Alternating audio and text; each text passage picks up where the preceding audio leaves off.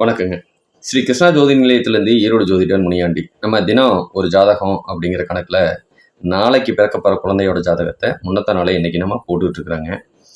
அதுபடி பார்த்திங்கன்னா 3/12/2025 பிறந்த ஜாதகத்துக்கு உண்டான பலன்களை இப்போதைக்கு நம்ம பார்க்கலாம். சரிங்களா? குழந்தை பிறக்கிறது புதன்கிழமை. நாளைக்கு தீபத்திருநாள். இது யோக நாள் தான், ஒன்றும் பிரச்சனை இல்லை. சரிங்களா? பரணி நட்சத்திரம் ஓடிட்டு இருக்குங்க. சாயங்காலம் 6 மணி வரைக்கும் பரணி நட்சத்திரம். அதுக்கப்புறம் கார்த்திகை நட்சத்திரம் ஆரம்பிக்குது. பரணி நட்சத்திரத்தில் பிறக்க கூடிய குழந்தைக்கு லீ, லூ, லே, லோ இந்த பெயர் நாமத்தெல்லாம் நீங்கள் பிள்ளைக்கு பேராக வைக்கலாங்க. அதாவது லீ, லூ, லே, லோ இந்த பெயர் நாமெல்லாம் வைக்கலாங்க. சரிங்களா? குழந்தை பிறக்கிற திதி பார்த்தீங்கன்னா திரையோதசி திதியும், யோகம் பார்த்தீங்கன்னா பரிகம் யோகமும், கரணம் தைத்துளை அதாவது சுக்கிரனோட சாரத்திலையும், அஸ்தங்க தோஷம் செவ்வாய்க்கும் சுக்கிரனுக்கும், சந்திராஷ்டமம் விருச்சக ராசிக்கும் வரக்கூடிய அமைப்பில் இருக்குதுங்க. பரணி நட்சத்திரம் சுக்கிரனோட சாரம் மேசராசியில் பிறக்கக்கூடிய அமைப்பு. அப்போனா அந்த மேசராசிக்கு சந்திராஷ்டமமாக யார் அமைவா அப்படின்னு சொன்னால் விருச்சக ராசி சந்திராஷ்டமமாக அமைவாங்க. சரிங்களா? நமக்கு பரணி நட்சத்திரம் ஓடுறதுனால சுக்கிர தசை 20 வருஷங்க. அது தொடர்ச்சியாக போயிட்டுருக்கும். இதில் பிறப்புக்கு உண்டான நேரத்தை பொறுத்தளவுக்கு தசாபுத்தி காலம் கொஞ்சம் குறையுங்க. சரி, இந்த சுக்கிர தசையில் பிறந்தால் எந்த லக்னத்துக்காரங்களாம் கொஞ்சம் பாதிக்கப்படுவாங்க அப்படிங்கிறத நமக்கு வேணும்.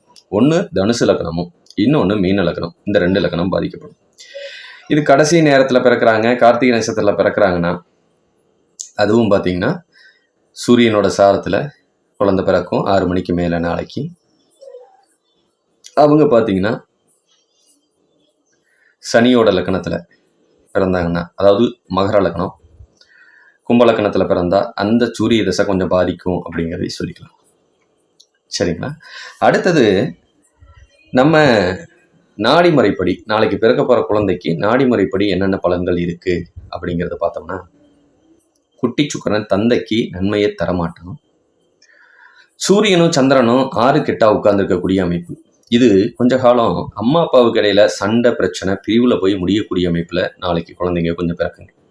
கொஞ்ச காலமாவது தாயும் தந்தையும் வேலை விஷயமாவோ இல்லை அப்படின்னு சொன்னால் கொஞ்சம் அசுப பிரிவான சண்டை போட்டு பிரியக்கூடிய அமைப்போ, இல்லை ஒரு சில சமயத்தில் தந்தைக்கு கொஞ்சம் விபத்துகள் சம்மந்தப்பட்டதை கொடுத்தோ பிரிக்கக்கூடிய அமைப்பில் தான் நாளைக்கு குழந்தைகள் பிறக்கிறாங்க. கொஞ்சம் கவனமாக இருக்கிறது நல்லது.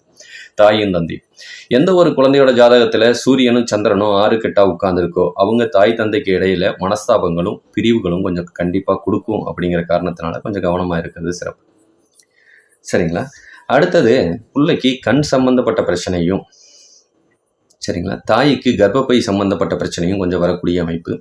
கண்ணு நல்லாவே இடது கண் பாதிக்கப்படக்கூடியது. செரிமான கோளாறு பிரச்சனைகள் குழந்தைகளுக்கு வந்துக்கிட்டே இருக்கும். தோல் பிரச்சனை நரம்பு பிரச்சனை கொஞ்சம் கொடுக்குங்க. பையனோட ஜாதகமாக இருந்ததுன்னா நல்ல புத்திசாலித்தனத்துக்கு சொந்தக்காரனாக இருப்பான்.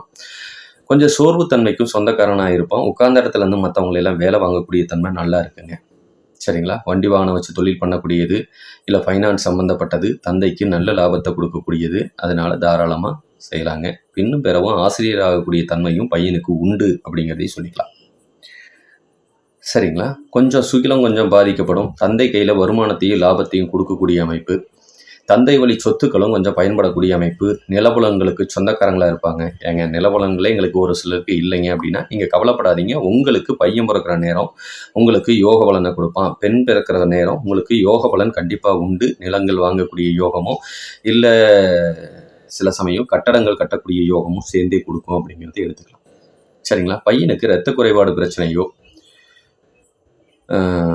இதயம் சம்பந்தப்பட்ட பிரச்சனையோ கொடுக்குங்க. கொஞ்சம் அதுக்கும் கவனமாக இருங்க. கொஞ்சம் பெருசாக சின்ன சின்ன விபத்துகள் மூலிமா கை காலில் முறிவு ஏற்படக்கூடிய அமைப்பும் உண்டு அப்படிங்கிறதையும் முன்னாடியே தெரிஞ்சுக்கோங்க.